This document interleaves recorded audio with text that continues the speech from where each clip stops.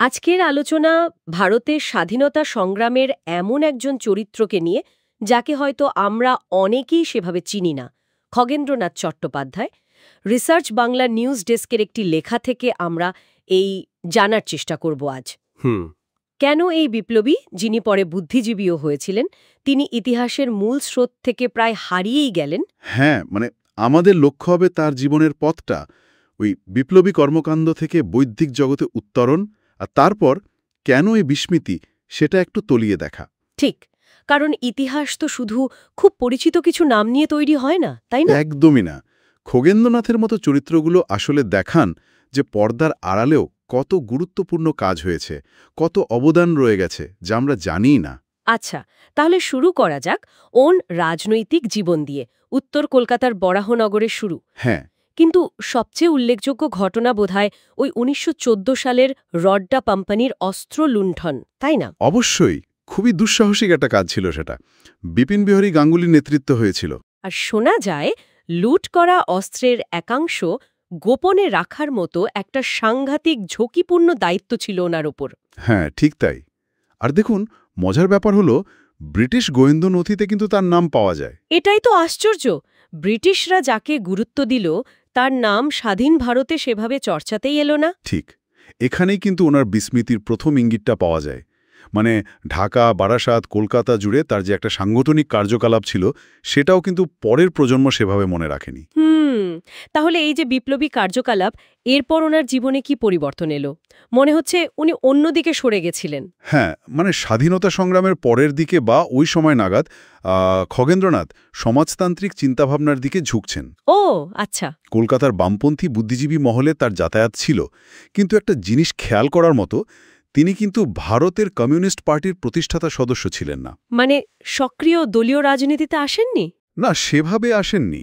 বা ধরুন, ওই সময়ের অনেক নেতার যেমন আন্তর্জাতিক কমিউনিস্ট আন্দোলনের সঙ্গে যোগাযোগ ছিল, কমিনটার্ন বা মস্কোর সঙ্গে, হ্যাঁ হ্যাঁ, তেমন কোনো সরাসরি যোগাযোগের প্রমাণ কিন্তু খগেন্দ্রনাথের ক্ষেত্রে পাওয়া যায় না। তাহলে কি উনি মূলত একজন চিন্তাবিদ বা পর্যবেক্ষকের ভূমিকা নিয়েছিলেন? উনার লেখা রবীন্দ্র কথা বইটার কথা তো জানা যায়। হ্যাঁ, ওই বইটা খুব গুরুত্বপূর্ণ, যেখানে উনি রবীন্দ্রনাথের জীবন, তার সামাজিক ভাবনা চিন্তা নিয়ে বিশ্লেষণ করেছেন। এটা তো ওনার চিন্তার গভীরতা বোঝায়। অবশ্যই বোঝায়। রবীন্দ্র কথার মতো কাজ নিঃসন্দেহে তার মননশীলতার পরিচয় দেয়। কিন্তু দেখুন, এই যে তিনি সক্রিয় রাজনীতির বৃত্ত থেকে সরে এসে একজন বুদ্ধিজীবী হয়ে উঠলেন, সেটাও হয়তো তাকে কিছুটা আড়ালে ঠেলে দেওয়ার একটা কারণ। উনি প্রচলিত রাজনৈতিক কাঠামোর বাইরে থেকে পর্যবেক্ষণ করছিলেন। সম্ভবত তাই। কোনো সংগঠনের একেবারে কেন্দ্রীয় নেতৃত্বে না থাকলে যা হয় আর কি, নামটা সেভাবে সামনে আসে না অনেক সময়। তাহলে এটাই কি মূল কারণ যে তিনি হারিয়ে গেলেন? এই কিছুটা অস্পষ্ট রাজনৈতিক অবস্থান আর কোনো সংগঠনের নেতৃত্বে না থাকা? এটা একটা বড় কারণ তো বটেই। তবে এর সাথে আরও একটা খুব গুরুত্বপূর্ণ বিষয় যোগ করতে হবে, সেটা হলো তথ্যের অভাব। তথ্যের অভাব কিরকম? দেখুন, তার নিজের লেখা কোনো বিস্তারিত আত্মজীবনী নেই, কোনো রাজনৈতিক দল তার ভূমিকা নিয়ে সেভাবে মূল্যায়ন করেনি। স্বাধীনতা পরবর্তী সময়ে তার কোনো উল্লেখযোগ্য রাজনৈতিক বক্তব্য বা কর্মকাণ্ডের রেকর্ডও পাওয়া যায় না। হ্যাঁ, এটা ঠিক। ইতিহাস লেখার জন্য তো প্রামাণ্য তথ্যের দরকার হয়। একদম। এখন তার সম্পর্কে যা কিছু জানা যাচ্ছে তা মূলত অন্য বইয়ের সূত্রে। যেমন ধরুন, বিষ্ণু ঘড়াইয়ের বইয়ের একটা পরিশিষ্টে রবীন্দ্র কথার উল্লেখ আছে, অথবা কিছু স্থানীয় ব্লগ বা ওয়েবসাইট থেকে, তাই তো? হ্যাঁ, যেমন নকুণ্ডা বনাই অঞ্চলের একটা ব্লগে রড্ডা অস্ত্র লুণ্ঠনে তার ভূমিকার কথা বলা হয়েছে। কিন্তু এই ধরনের সূত্রগুলো তো প্রাতিষ্ঠানিক ইতিহাস লেখার জন্য যথেষ্ট নির্ভরযোগ্য ভিত্তি নয়। ঠিক। এই প্রামাণ্য তথ্যের ঘাটতিটা তাহলে উনার বিস্মৃতির একটা মস্ত বড় কারণ। নিঃসন্দেহে। তাহলে এই যে খগেন্দ্রনাথ চট্টোপাধ্যায়ের প্রায় হারিয়ে যাওয়া জীবনের গল্প, এখান থেকে আজকের দিনে দাঁড়িয়ে আমরা কি শিখতে পারি? এর প্রাসঙ্গিকতাটা কোথায়? দেখুন, এর সবচেয়ে বড় প্রাসঙ্গিকতা হলো এটা মনে করিয়ে দেওয়া যে স্বাধীনতা সংগ্রাম বা যে কোনো বড় ঐতিহাসিক ঘটনাই শুধু সামনের সারির কয়েকজন বিখ্যাত নেতাকে দিয়ে তৈরি হয় না। এর পেছনে খগেন্দ্রনাথের মতো অসংখ্য মানুষের অবদান থাকে। তাদের ত্যাগ, তাদের ঝুঁকি নেওয়া, তাদের চিন্তাভাবনা, এগুলোও তো ইতিহাসেরই অংশ। অথচ কতজনের কথাই আমরা জানতে পারি না। একদম।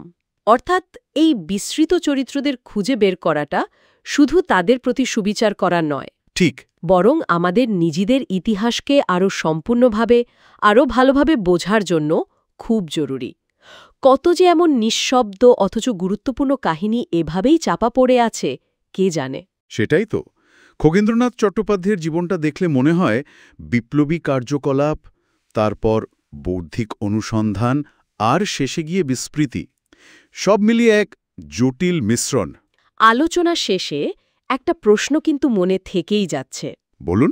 শুধুমাত্র প্রামাণ্য দলিলের অভাবে বা প্রাতিষ্ঠানিক স্বীকৃতির অভাবে খগেন্দ্রনাথের মতো আরও কত গুরুত্বপূর্ণ কাহিনী, কত মানুষের অবদান আমাদের অগোচরে রয়ে গেছে।